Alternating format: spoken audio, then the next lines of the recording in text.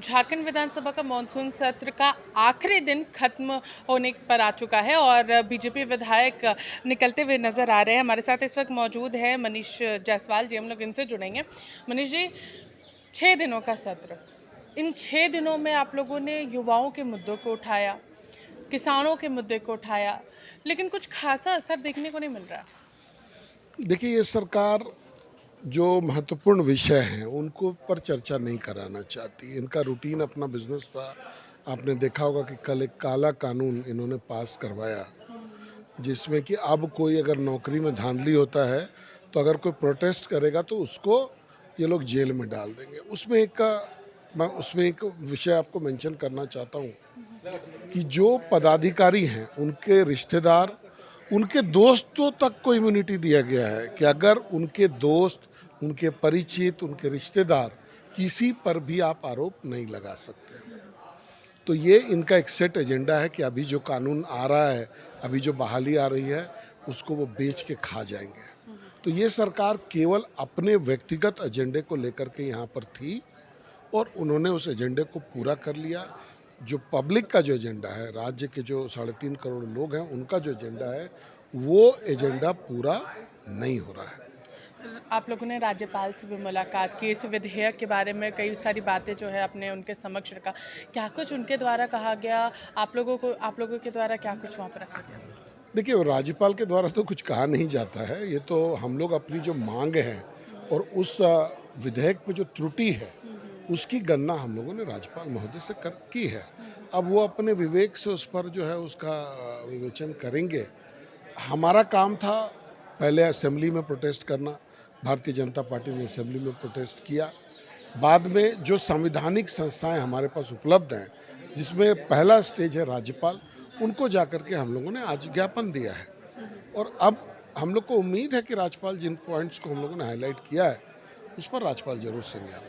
मनीष जी, एक सवाल रहेगा, जिस तरीके से आप लोग लगातार अपनी आवाज़ को बुलंद कर रहे हैं और सत्ता पक्ष की ओर से कहा जा रहा है गुजरात में भारतीय जनता पार्टी का सरकार है, उत्तराखंड में है, तो उन दोनों जगहों पे हूबहू यही विधेयक है, तो वहाँ पर क्यों नहीं इन विधेयकों को वापस करवाते? उसके बाद झारखंड में बात करें, क्योंकि यहाँ पर सरकार तो उन लोगों पर रोक लगाने का प्रयास कर रही है जो पेपर लीक करते हैं।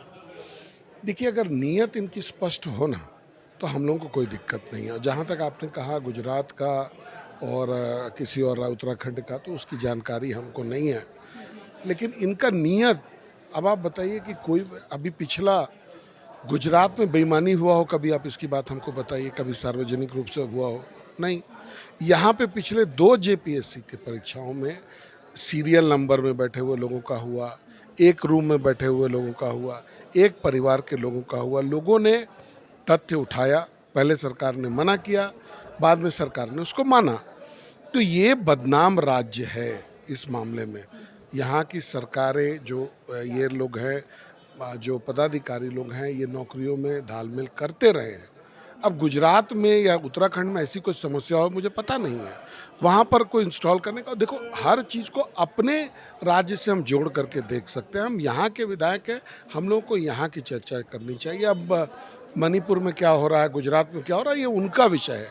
और अगर इन लोगों को लगता है कि ये पूरे पूरे देश का अगर विषय टेकअप करना चाहिए, तो उनको संसद का चुनाव लड़के सांसद बन जाना चाहिए।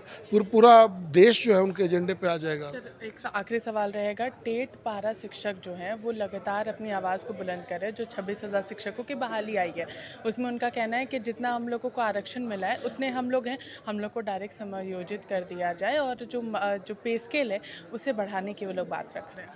देखिए, उनके साथ अन्याय हो रहा है।